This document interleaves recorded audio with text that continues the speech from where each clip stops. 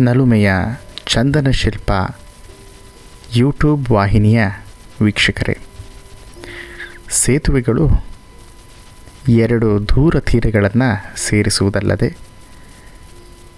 ತನ್ನದೇ ಆದ ರೀತಿಯಲ್ಲಿ ಮನಸ್ಸುಗಳನ್ನು, ಬಾಂಧವ್ಯಗಳನ್ನು, ಜೀವನವನ್ನು ಜೊತೆ ಸೇರಿಸುವ ಒಂದು ಮಾಧ್ಯಮ ಅಥವಾ ಒಂದು ಬಂಧ ಅಂತ ಹೇಳಿದ್ರೆ ತಪ್ಪಾಗಲಾರದು. ಈಗ ನಾವು ನೋಡುತ್ತಿರುವಂತಹ ಮಲೆನಾಡಿನ ತೀರ್ಥಹಳ್ಳಿಯ ಭೀಮನಕಟ್ಟೆ ಎಂಬ ಸ್ಥಳದಲ್ಲಿರತಕ್ಕಂತಹ ಕೇಬಲ್ ಆಧಾರಿತ ಅಥವಾ ತೂಗು ಸೇತುವೆ ನೋಡ್ತಾ ಇದ್ದೇವೆ. ಇಂತಹ ಸೇತುವೆಗಳು ಭಾರತದಲ್ಲಿ 1989 ನಂತರ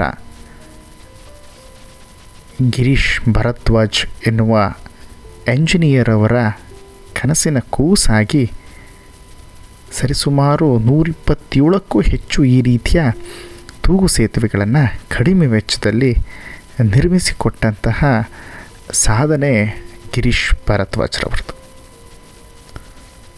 ಕರ್ನಾಟಕವಲ್ಲದೆ ಕೇರಳ, ತೆಲಂಗಾಣ, ಒಡಿಸ್ಸಾ ಎಲ್ಲೆಲ್ಲಿ ಈ ರೀತಿಯಾದ ಕಡಿದಾದ ಕಣಿವೆಗಳು ಇರುವ ಜಾಗದಲ್ಲಿ ಜನಸಾಮಾನ್ಯರು ಕಷ್ಟಪಟ್ಟು ಓಡಾಡಬೇಕಾಗಿದ್ದಂಥ ಪರಿಸ್ಥಿತಿಗಳು ಇದ್ದಾಗ, ಮಳೆಗಾಲ ಬಂದಾಗ ಒಂದು ರೀತಿ ದ್ವೀಪವಾಗಿ ರಚನೆಯಾಗಿ ಅವರು ಅಲ್ಲೇ ಇರಬೇಕಾದ ಸಂದರ್ಭ ಇರಬೇಕಿದ್ರೆ ಇಂತಹ ಅವಕಾಶಗಳನ್ನು ಸರ್ಕಾರ ಮತ್ತು ಊರಿನ ಸಣ್ಣ ನೆರವಿನಿಂದನೇ ಮಾಡಿಕೊಳ್ಬೋದಾದಂತಹ ಒಂದು ಬ್ರಿಡ್ಜ್ ಸೇತುವೆ ಇದು. ಎರಡೂ ಕಡೆ ದಷ್ಟಪುಷ್ಟವಾದ ಪಿಲ್ಲರ್ಗಳನ್ನು ನಿಲ್ಲಿಸಿ ಅದಕ್ಕೆ ಸಿಮೆಂಟ್ ಪಟ್ಟಿಗಳದ ನೆಲಹಾಸನ್ನು ಮಾಡಿ ಅವುಗಳನ್ನು ಆ್ಯಂಕರ್ಡ್ ಹಿಂದೆ ಜಗ್ಗಿ ನಿಲ್ಲಿಸುವಂತಹ ಕಬ್ಬಿಣದ ಕೇಬಲ್ಗಳು ಅಥವಾ ಹಗ್ಗ ಅಂತೀವಿ, ಆ ರೀತಿಯ ಬಲಿಷ್ಠ ಹಗ್ಗದಿಂದ ನಿಲ್ಲಿಸುವಂತಹ ಒಂದು ವಿಧಾನ ಇದು ಇಡೀ ವಿಶ್ವದಲ್ಲೇ ವಿಶೇಷವಾಗಿ ಕರ್ನಾಟಕದಲ್ಲಿ ಗಿರೀಶ್ ಭರದ್ವಾಜ್ರವರ ನಂತರ ಈ ಏನು ಆವಿಷ್ಕಾರಗಳು ಹೆಸರಾದವು. ತುಂಬ ಉತ್ತಮವಾಗಿ ಭಾರತ ಇದನ್ನು ಬಳಸ್ಕೊಳ್ತು, ಅತಿ ಹೆಚ್ಚಾಗಿ ಕರ್ನಾಟಕವೇ ಇದನ್ನು ಬಳಸ್ಕೊಳ್ತು ಅಂತ ಹೇಳಿದ್ರೆ ತಪ್ಪಾಗಲಾರ್ದು.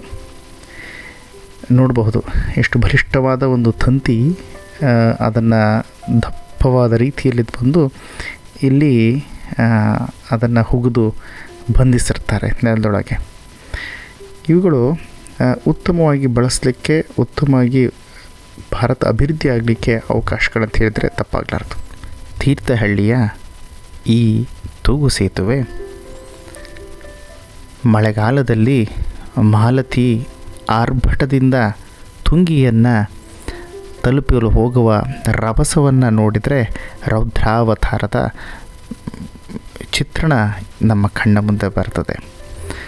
ಅವುಗಳನ್ನು ತಪ್ಪಿಸಲು ಸರಿಸುಮಾರು 10ರಿಂದ 15 ಸಣ್ಣ ಪುಟ್ಟ ಹಳ್ಳಿಗಳನ್ನು ತೀರ್ಥಹಳ್ಳಿಗೆ ಸಂಪರ್ಕ ಕಲ್ಪಿಸಲು ಅವಕಾಶ ಮಾಡಿದಂಥ ತೂಗು ಸೇತುವೆ ಇದು.